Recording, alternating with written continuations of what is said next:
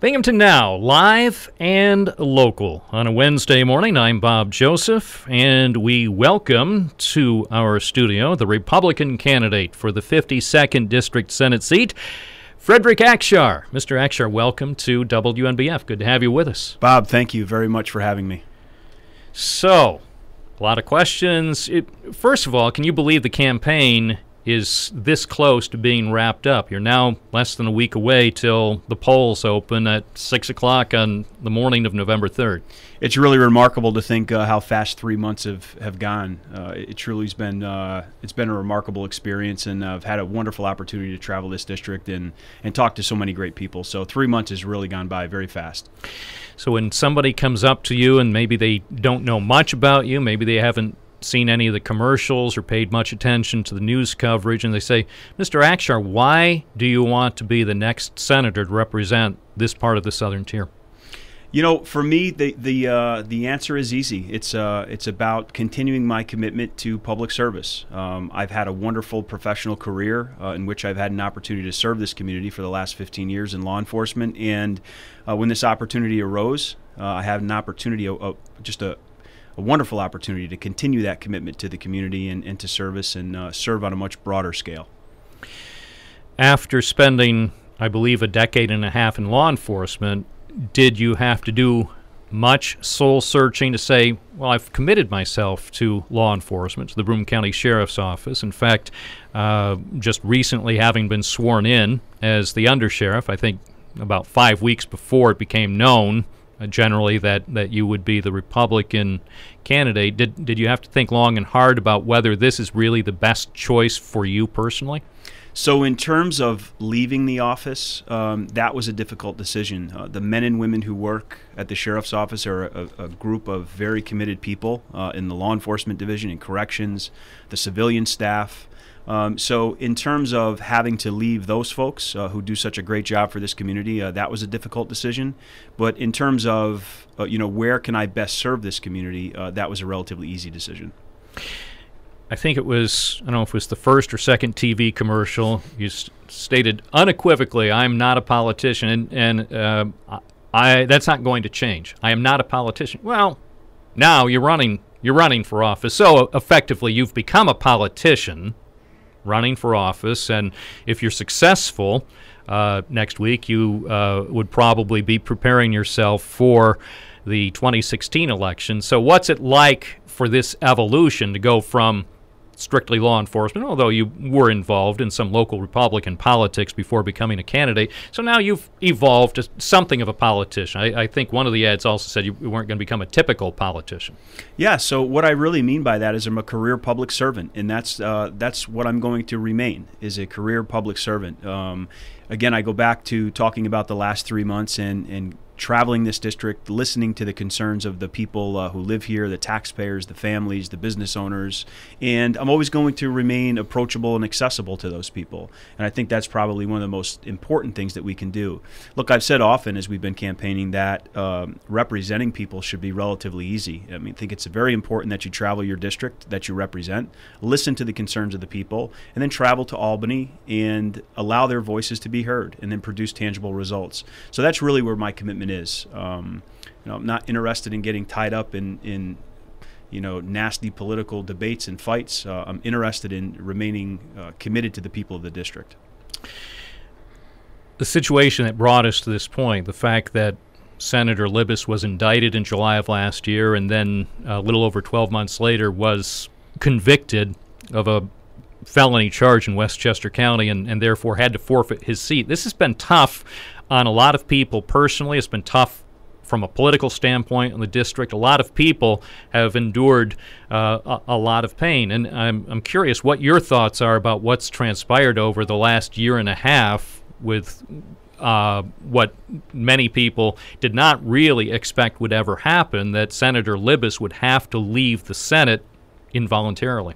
Sure. So we talk a lot about this from time to time on the campaign trail, and people bring it up, of course. And at the end of the day, I don't think anybody can argue that Senator Libous did a lot of great things for this community. But we're at a juncture, we're at a crossroad, and it's important that we as a community move forward.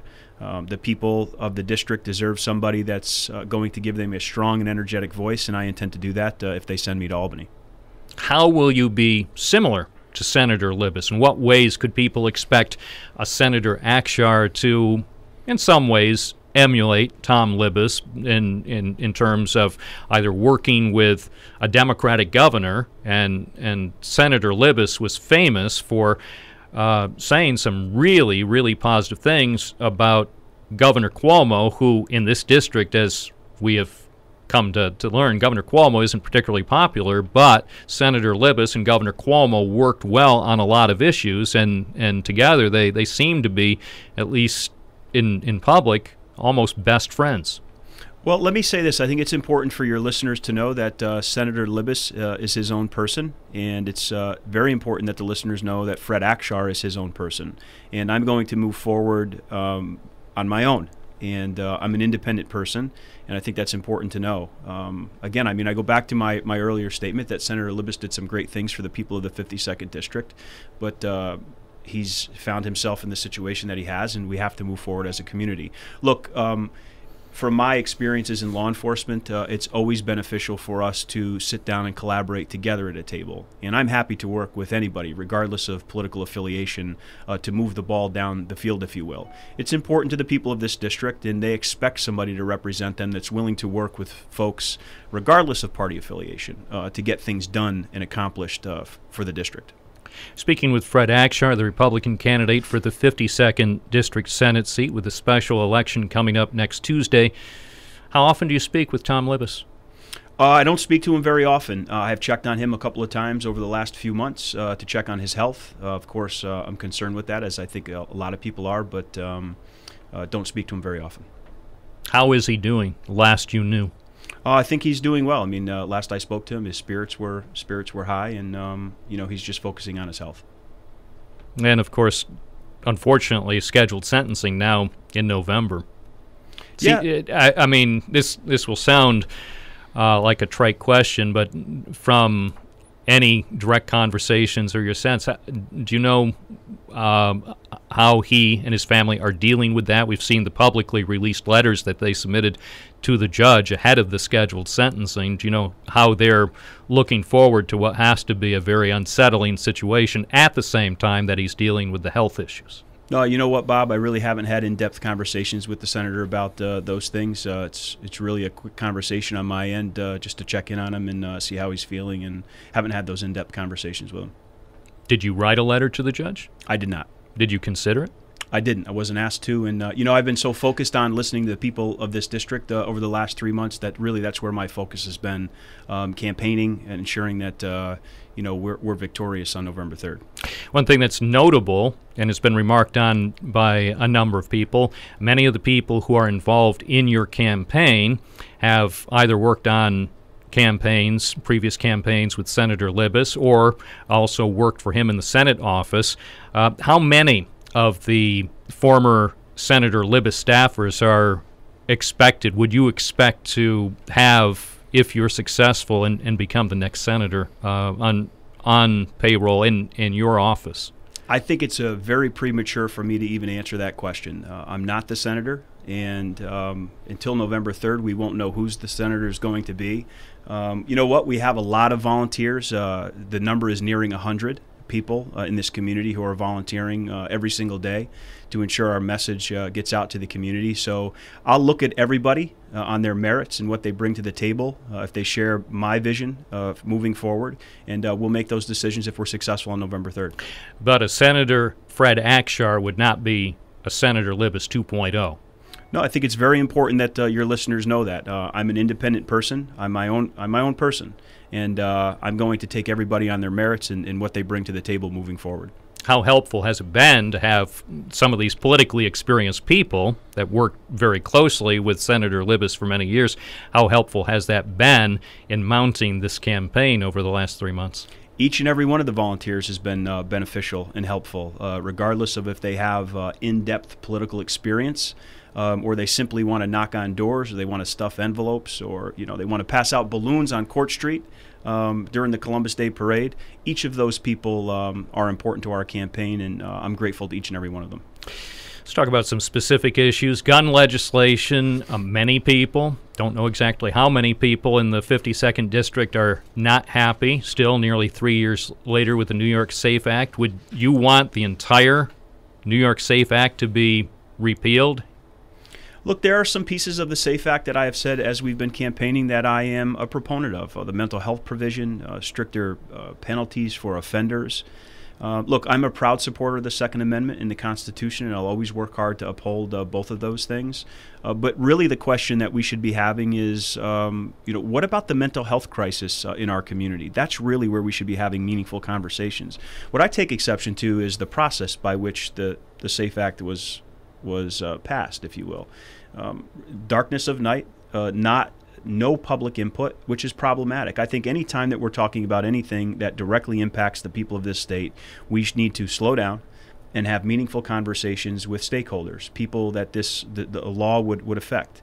And unfortunately, we didn't do that. And I think we've seen a few amendments to the SAFE Act already. And I don't think if we have those meaningful conversations up front, we don't have to go back and amend things to make them better. So, look. At the end of the day, I don't think the SAFE Act is ever going to be repealed in its entirety, but we need to take a look at it and see where we can do better. SAFE Act, though, never would have become law without the involvement of the Senate Republican leadership. Yeah, look, there was that law was passed. The SAFE Act was passed by members of both parties, and again, I think it's most important to have those meaningful conversations prior to moving something through the darkness of night. And I don't think it would have been nearly as controversial as it is today. New York's official policy regarding high-volume hydraulic fracturing is that, for the moment, it's banned. Appears to be banned, although some people wonder exactly when you look closely at the real language that was released a few weeks ago whether there's wiggle room. Some people also wonder whether Governor Cuomo at some point would change his position regarding high-volume hydraulic fracturing. You have publicly been supportive. Do you think there's anything that you, as a senator representing the 52nd District, could ever do to get the Cuomo administration to revisit the policy as it stands right now?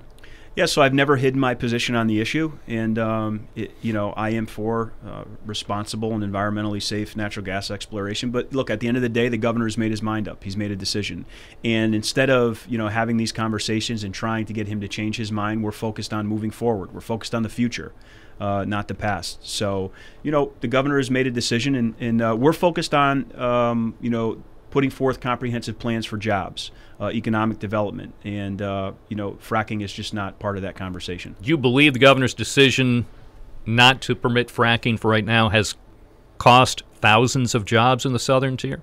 I think we had an opportunity to see some economic growth and some economic development. But again, he's made his mind up. He's the governor, and he's decided the issue. So it's important that we move forward as a community and look to the future. In Tioga County, there's a proposal for a different type of fracking, use of gelled propane as a fracking technique. What do you think the odds of that are? It's still early in the Department of Environmental Conservation review process. Are you going to strongly support that if you become senator, that proposal in that western section of Tioga County? I think it's something that we have to watch very closely. I think as the issue evolves and develops, we'll make the best decision we possibly can. The people of this district are looking for somebody who's going to represent them properly and ensure that we're doing everything we possibly can to bring good jobs to our community, lower our taxes, make sure that we have economic opportunities right here in the 52nd District. So I'm open to having conversations with anybody about any ideas that may come to the table to ensure that we can do those things. Have you ever spoken with Governor Cuomo? I have not. Do you want to? You know what? I'm really focused on November 3rd and ensuring that we bring home a victory. And I'm focused on continuing to travel this district. So, I'm sure the governor's busy, and I'm clearly busy campaigning for the Senate seat. If you win, do you expect to speak with Governor Cuomo at some point in relatively short order, if you ultimately become the next senator, would you like to be able to speak one-on-one with the governor? Well, look, you know what? I'm focused on the transition. I would be focused on a transition if we were successful, and if the opportunity arose to speak to the governor, I'm happy to do that. But look, I'm really focused on November 3rd and ensuring we continue to travel the district. If you become the next senator, would you invite the governor to come to Binghamton and spend some time to actually talk with you and some real people in Binghamton, aside from the very controlled environments that he typically is in, whether it's at Binghamton University or other carefully organized, generally media events where he doesn't have much contact with the average person, say on Core Street, or for that matter, the average person in Windsor or the average person in Afton? Well, look, I think it's very important that not only the governor but others in state government truly have an understanding of what the Southern Tier is going through and what the people of the 52nd District are going through. So I think it's important, for all of those folks to have a great understanding of the issues that we're facing here. Bob, you know what? Maybe you could invite him on your show. Maybe he'd be happy to do that. He's agreed to appear. Okay. What my experience is, those who have agreed to appear on the program ultimately do come in. Yes, they do, Bob. I agree with you wholeheartedly. Sometimes it requires a bit of persistence, but persistence can pay off. Yes, it does. And most people who've been on the program usually come away smiling and say, well, it wasn't really as bad as some people claimed it might be. Bob, I'm smiling. Thank you very much. Let's, you still have a few more minutes, right? Sure. Oh, good. Okay. As far as your opponent, Barbara Fiala, we've seen the one publicly released poll, Time Warner Cable poll, a Siena poll. I believe another one is going to be made public in a few hours. Were you surprised at the initial results of the public poll? I'm sure the campaign's doing its own research, but did any of the public released results of the likely voters in the 52nd District surprise you? I'm really encouraged by the numbers, but I think it's important, to really keep your eye on the end game and to work hard each and every day. As we all know, polls are a simple snapshot of a few days in the mood or the atmosphere during those couple of days. So, the greatest poll for me is the reception that we're getting in the field. And, whether it be going to an event or doing door-to-door, the reception has been remarkable. There's a lot of energy. There's a lot of momentum on the ground. People are excited about this race. And that really energizes me and makes me work that much harder. So I'm encouraged by the poll numbers, but I'm certainly not going to rest on those. I'm going to continue to work hard, and it's always been my plan to run as though we're 15 points down. So I think that humble and hungry, as I like to say. Does the internal polling show anything really different from what the numbers indicated in that publicly released poll? So you're right, we are doing some internal polling, but the plan again is to continue to work hard despite what any number says, and continue to meet with as many people as we possibly can through election. Has anyone given you a heads up about the new poll results that are going to be released, I believe, this evening? I know they're going to be released this evening, and I don't have a heads up, so I am waiting in anticipation just like you. What are some of your personal thoughts about your Democratic opponent, Barbara Fiala? We've seen much of the interplay in 30-second TV commercials, and there was a little bit of not much interaction in the TV debate from a few days ago on Channel 12. What are your thoughts on Barbara Fiala, the former county executive, former DMV commissioner, and now your opponent in this special election? Again, I mean, we've really been focused on the campaign, and I guess I'm somewhat surprised she hasn't been talking about issues. She's been talking a lot about negative things, and my time at the sheriff's office. And listen, at the end of the day, I'm just not going to be involved in political, personal attacks. I'm going to stay above the fray and continue to talk about issues that are important to the people of the 52nd District. I've spent the last 3 months traveling this district, talking to families, taxpayers, and business owners about things that are important to them, about ensuring that we get our fair share from Albany, ensuring that we do everything we can to reduce the tax burden on people and help small businesses through bureaucracy and red tape. So it's really where my focus is. I haven't spent a ton of time thinking about my opponent, quite frankly. It has been remarked. There was a story about the campaign a few days ago in the New York Times, and I think it was perhaps accurately observed in the story. You're running, or it is, a tightly controlled campaign operation, and you rarely speak to the news media.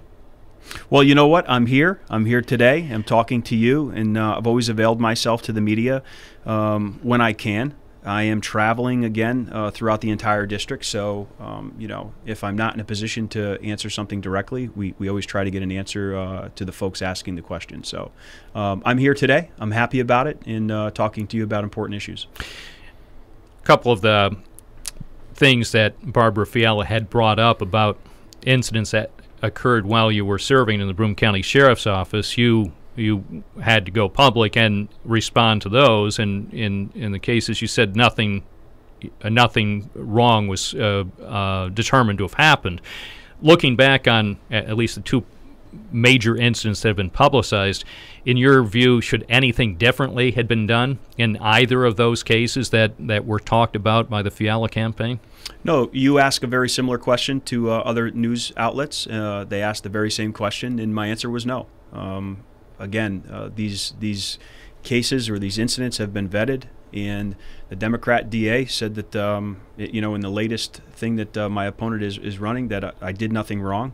So, you know, again, I remain focused on issues that are important to the people. I'm just not going to stoop to a level and engage in you know, political, personal attacks. It's just not what my campaign is about. We're focused on positive things, things that really can change the future for the people of the 52nd District. Look, I've said often, especially to the news media, I'm committed to forging a path to prosperity for the people of this district. I'm simply not going to stoop to a low level and get engaged in back and forth with political attacks. Were you surprised those matters were brought up by the Fiala campaign? I guess nothing should surprise anybody in the world of politics. But if people choose to use their time talking about negative things instead of, again, talking about a plan, a path to prosperity, that's her prerogative. I'm simply just not going to do that. You've talked about one of your priorities would be to cut property taxes. So the question I've heard from some people, what could Fred Akshar do in 2016 that would lead to reduced property taxes in the southern tier? One senator in the initial stages with no seniority, he'll be the newest senator at the Capitol. What could you do to see to it that people in the 4 counties in this district have lower property taxes? Well, let me say a couple of things about that. I take a look back at my professional career and how I've worked over the last 15 years, and I've done that with a great degree of dedication and passion. And you ask a question that's been asked a lot about, you know, what are you going to get accomplished as a freshman, and how are you going to do that? I'm going to go to Albany with the same degree of dedication and passion that I have in my professional career, and be that strong and energetic voice that the people so desperately deserve. Now, property taxes. I thought it rather strange that my opponent early on said I wasn't familiar with the job of a senator, that the senator couldn't help reduce property taxes, and that I was wrong by saying that. But that's simply just not the truth. A couple of things that we're talking about, and if we're successful, we'll introduce legislation for, is immediately eliminating the energy surcharge tax, which costs homeowners and businesses and farmers $125 million a year. It's due to be phased out at the end of 2017, but that date is too far away. That's something that we can immediately do. Again, with another piece of legislation is to expand the STAR program to small businesses, farmers, and manufacturers to help reduce some of that. But the biggest, of course, you know, we talk about the property tax cap levy being at 2%, and is that a good thing or a bad thing? With that was supposed to come mandate relief, and that hasn't shown up. We issued a mandate relief package that would slowly take back the expenses of Medicaid from municipalities, and just at 5% a year would save the people of the 52nd District over $3 million. So we've really we've put forth a very comprehensive plan that could help lower property taxes for the people of the 52nd District. But people should be realistic that their property tax bill, if you're elected, say after the first year, is not likely to show a reduction. I mean, it's not something that could happen that fast. But what's likely is I'm going to do what I say I'm going to do. You know, we're going to work hard to implement legislation that addresses the energy surcharge tax, that addresses expanding the STAR program, and that helps with that mandate relief, especially where Medicaid is concerned.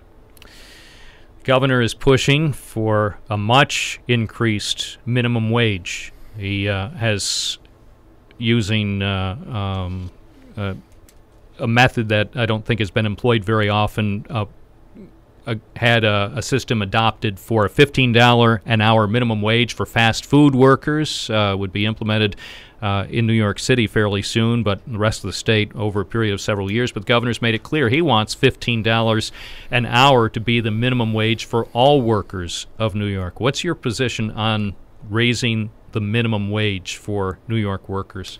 I think it's very important that everybody earns a fair living wage. Look, what I take exception to on this issue is the fact that the governor has employed a 3-member wage board that's arbitrarily said that $15 an hour is the number, and then kicked that back to the Department of Labor, who of course agrees. Again, this goes to show that we're allowing bureaucrats to make these decisions. I go back to my earlier statement about ensuring that everybody earns a fair living wage. It's very important. But the stakeholders should be at the table. I mean, we should be bringing small business owners, manufacturers to the table and hearing their concerns. I go back to my earlier point again about traveling the district and visiting many small businesses. And my fear is that with this arbitrary number of $15, there are going to be a lot of unintended consequences. Now, this increased payroll expense, business owners are going to have to pass that on to the consumer, right? So going out to dinner with your wife or your girlfriend or your husband is going to be much more expensive. And then to listen to small business owners saying, you know, this increase, we're going to have to reduce staff and lay people off. A terrible unintended consequences. The bigger question we should be talking about, though, is ensuring that we have great paying jobs. Ensuring that everybody can earn a fair living wage, but we should be doing everything in our power to ensure that there are great paying jobs in our community. Governor's Startup New York program has received a lot of attention both in the state and outside the state because of millions of dollars in TV advertising. So far, it doesn't seem to have resulted in the creation of many jobs, although the governor would say more time is needed to really prove or disprove whether the program is a success. What do you think of the Startup New York program so far as it's been rolled out and the way things look going forward for the next few years with this offer of tax breaks for companies, tax breaks for employees for up to a decade, while existing businesses and individuals who are not part of those businesses would have to foot the bill for those tax breaks?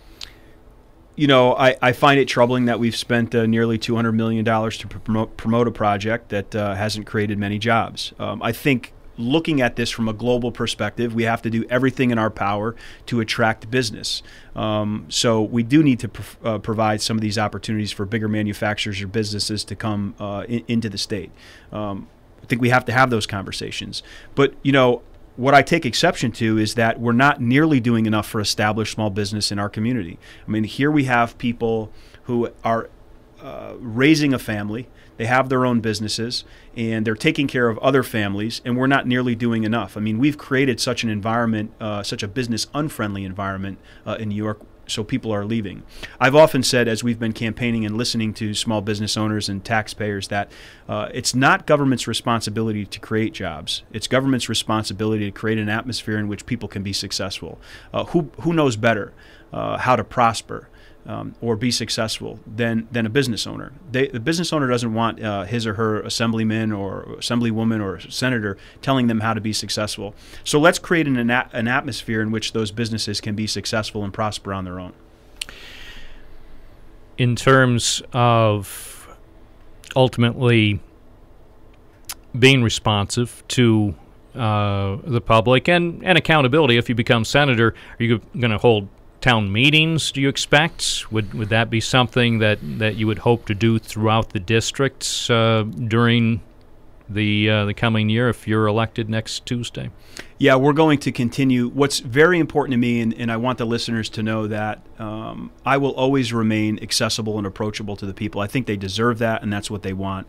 And it's my intention to continue to travel. If we're successful on November 3rd, you know, during the time that I'm their senator. I'll continue to travel this district and listen to the concerns and the issues that are facing people on a daily basis so I can properly represent them. And if you become senator, would you be willing to come on this program, say once a month, to talk about issues as they come up? I think that'd be a great idea, and I'd be very open to that. Do you have any interest? I asked this after the recorded debate at Channel 12 a few days ago, and I understand time's grown short, but do you have any interest in doing a radio debate with Barbara Fiala between now and November 3rd? Bob, no disrespect to you, but time is short, and I'm focused on sprinting through the finish line and getting through November 3rd. And of course, we are debating again tomorrow on WSKG. That's in fact going to be a live debate tomorrow night at the WSKG studios that people can view at 8 o'clock. And so again, some of the issues that perhaps were not addressed on the TV debate a few days ago probably will be touched on during the WSKG debate. In terms of what we've talked about so far, and I'm just curious, has there been something that nobody has asked you about, a bit of who Fred Akshar is that still hasn't come out since the campaign began about 90 days ago that you think is relevant for people in the 52nd District to know as they consider their vote November 3rd? Well, look, I think it's important that folks know that, I came up in a very small town of Afton in the southern part of Chenango County. I'm from a very big family, the eldest of 7 children. And, coming up in a big family in a small town teaches you important life lessons about being dedicated, about helping your neighbor, about doing what's right, being passionate. And those are the things that have really guided me through my professional career and will continue to guide me as we move forward in the future. And I'm seeking this seat simply to continue my commitment of service to the community. So I'm looking forward to continue to work hard through Election Day and hopefully earning the vote of the people.